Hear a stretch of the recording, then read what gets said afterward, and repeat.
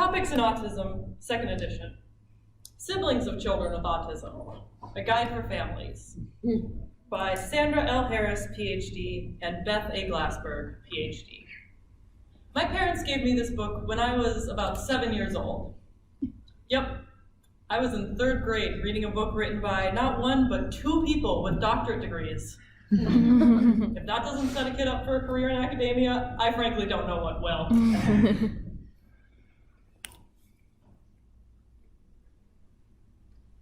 It is worth noting that a strong bond does not always mean a happy bond.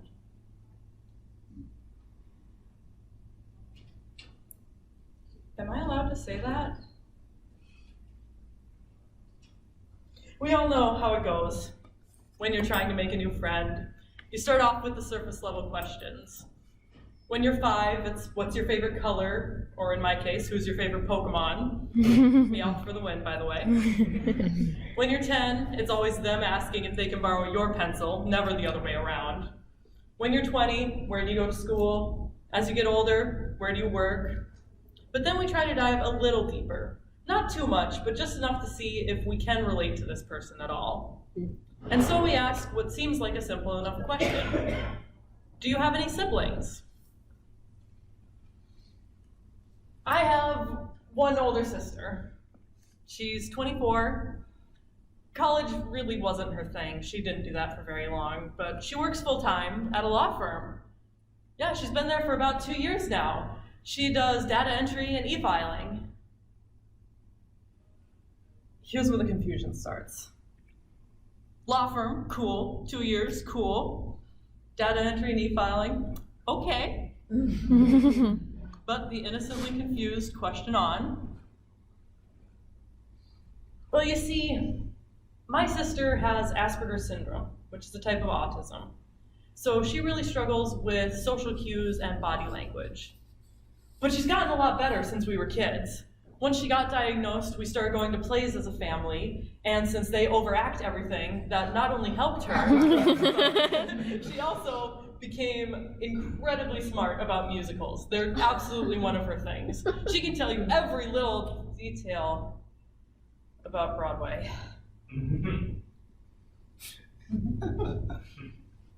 That's when I know I've blown it. My once potential friend will politely finish this interaction and never speak to me again. Because I've overwhelmed them with who my sister is. Because they don't understand. I sometimes wonder how much I want people to understand and know. I am that person who gets angry when someone tries to tell me, I know how you feel. Because let's get one thing straight. You did not grow up in my household being the big sister to my older sister for so many years that by the time you knew the reason why, it didn't matter because you were so set in your ways. But are knowing and understanding necessarily the same thing? I don't think so.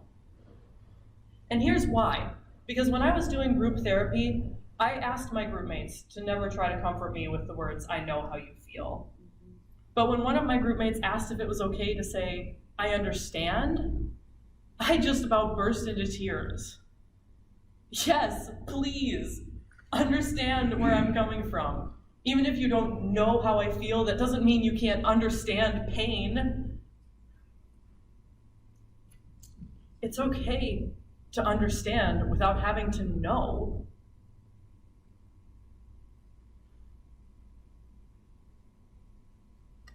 But I was always going to be jaded about this. Because the world does not understand my sister. And so much of who I am is rooted in who she is. Her Asperger's has shaped both of our identities, but supposedly I'm the normal-ish one. The one who can function in big echoey spaces with fluorescent lights. It made sense for me to step up, to be the big sister, to protect her, to look out for her. It's what I do, and it's what I want to do. As a sib, I owe it to my sister to fight for her voice.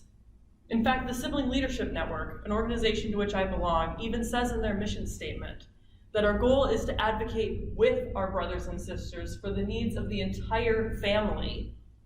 Not that I needed an organization to tell me that. When she was 16, my sister and I attended a supplemental driving course together. My sister's a human being and made a mistake on the driving simulator. Big deal. Apparently it was to the rest of the class, who crowded around to watch the fallout with shit-eating grins on their faces because it wasn't them. I was the one who chased them off. I took my sister outside and I comforted her while she cried. And at 13 years old, I pulled aside the 50-something-year-old instructors and scolded them for their inaction against protecting my sister. Don't get me wrong, the day I stop fighting for my sister is the day that I'm buried. Because I love my sister. 6 days out of 7.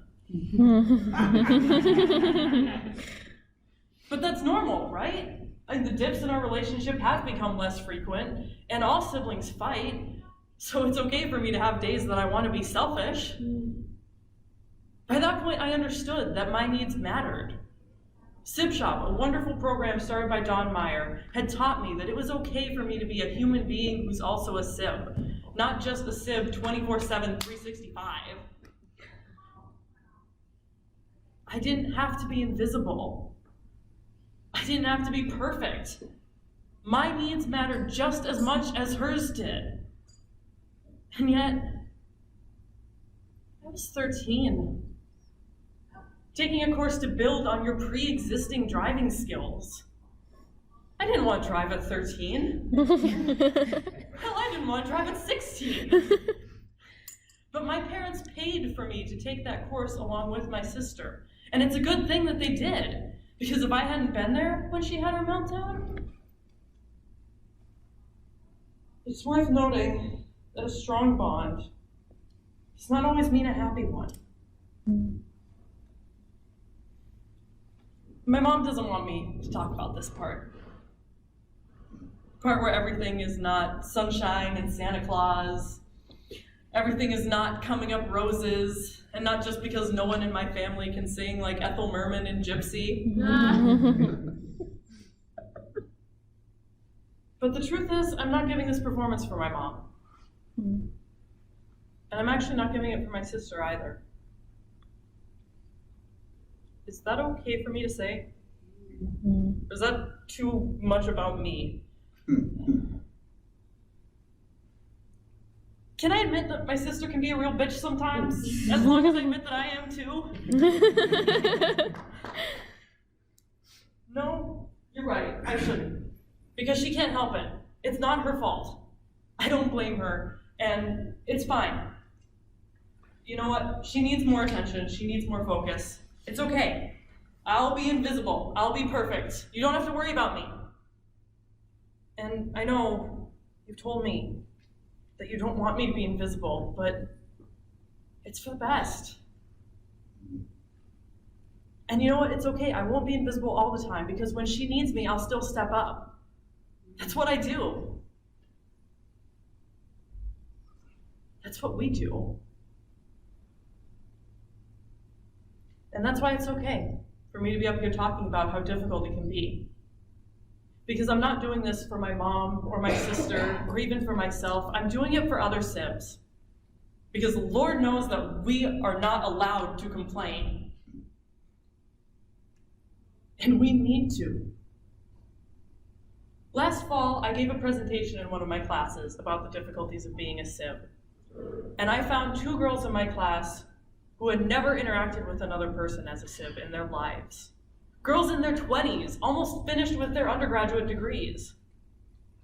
One of them later told me that I was the first person she had ever seen her age to stand up and talk about the struggles that she had been experiencing for years. Her exact words? I was just some random kid in your class, and you changed my life forever. Us sibs all know that it's utter crap when people talk about sib life like it's all bright lights and lollipops, like everything's coming up roses. So why do I still feel so guilty acknowledging that? Honestly, that's not okay. But I am okay. And as someone who's okay, it would be downright despicable, in my opinion, for me to keep quiet now. Because as Boylorn and Orbe state in their book on critical autoethnography, we write as an other and for an other. The world knows that my sister is an other, but I'm the overlooked other too. So I write. I write for my dad, whose love I cannot bring myself to juxtapose against my struggles. I write for my mom, who's such a communal coper, as so many parents of children with autism are, that she suffers far more than any one human being ought to. I write for my sister, who shows the world that it's not about about her being worthy of our time. It's about all of us being worthy of each other's. I do write for myself, because I won't stand on a mountaintop and preach my story, but I will tell it here. Because I'm writing for the next sib, who decides that they want to do research on this part of their life in this field, and who I pray to God does not see their own invisibility reflected back at them like I do. Like a wave that retreats back from the shore once in a while, only to slap it again. I write to take action on those prayers. Because we're here. We matter. And we'll be invisible no more.